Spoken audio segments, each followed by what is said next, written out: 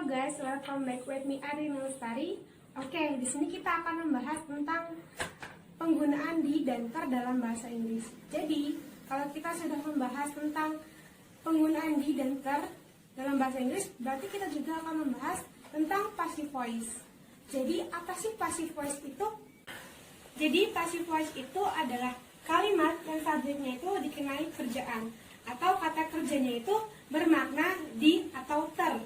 Nah, dalam passive voice kita pasti akan menggunakan be plus verb 3 dan diikuti dengan by atau yang disebut dengan by agent. Saya kasih contoh, Arini called me. Nah, ini kalimat sebelum kita ubah menjadi kalimat passive voice. Tapi kalau kita ubah menjadi passive voice, ini akan kalimatnya seperti ini. I'm called by Arini. Kenapa seperti ini? Karena I'm adalah sub to be dari I dan call adalah verb 3 dari call. By adalah rumus dari passive voice sendiri dan subjek yang tadinya subjek di sini sebelum kita ubah menjadi passive voice, kita taruh subjek itu menjadi objek di sini. Nah, gimana sih penggunaan passive voice dalam bentuk kalimat tenses? Nah, di sini tenses yang pertama adalah simple.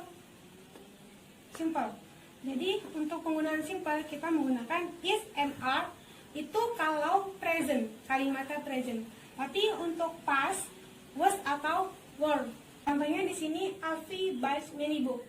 Nah, karena kalau kita ubah dalam bentuk passive voice, many books ini menjadi subjeknya. Many books. Nah, karena di sini books-nya itu banyak, jadi kita menggunakan are. Kita di sini menggunakan contoh present ya.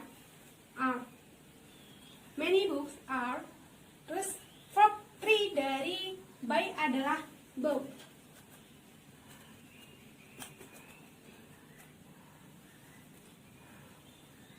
Jangan lupa by agent-nya. Lalu subjek yang di sini kita jadikan objek. Jadi seperti ini, many books are bought by Alfie. Kemudian kita lanjut lagi ke continuous. Nah, untuk kalimat continuous, di sini kita akan menggunakan is and are sama untuk kalimat present dan was or were itu untuk kalimat past, lalu diikuti dengan being dan diikuti juga dengan verb 3. Di sini saya menggunakan contoh past continuous.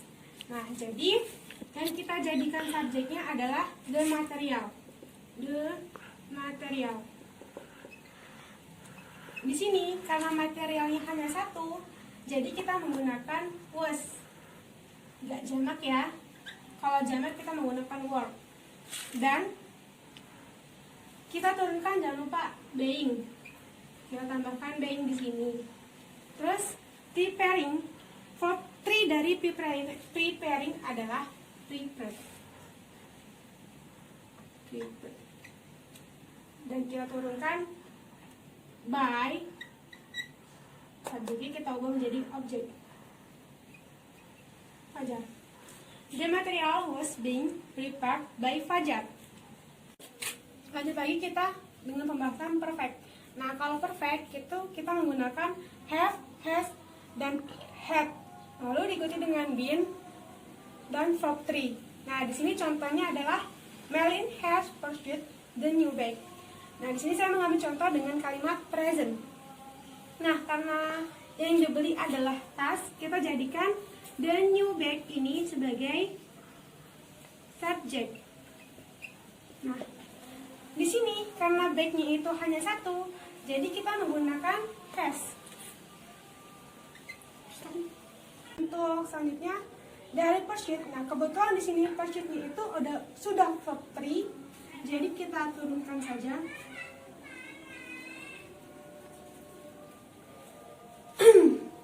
Lalu kita turunkan bin-nya.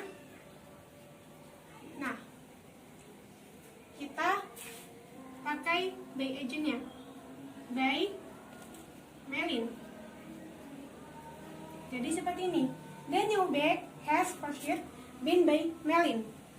Nah, yang terakhir ada future.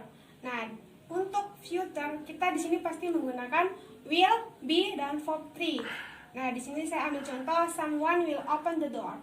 Nah, karena di sini yang dibuka adalah pintu, jadi the door kita jadikan sebagai subjek.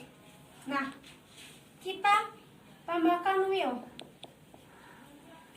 Lalu jangan lupa juga be. Terus verb 3 dari open adalah open. Nah, untuk by-nya karena di sini someone, jadi tidak usah kita tulis. Oke, jadi contoh yang terakhir tadi menandakan bahwa nggak semuanya by itu ditulis. Nah, by itu boleh nggak ditulis, dihilangkan dengan syarat jika satu, pelakunya tidak diketahui, atau yang kedua, pelakunya berupa indefinite, pronoun yang tidak jelas. Contohnya tadi, someone, everybody, itu kan kita nggak tahu tuh pelaku yang sebenarnya itu siapa, hanya menunjukkan someone atau everybody dan lain-lainnya. Jadi itu boleh dihilangkan. Oke, itu tadi pembahasan dari saya tentang passive voice. Sekian dari saya, thank you. Wassalamualaikum warahmatullahi wabarakatuh.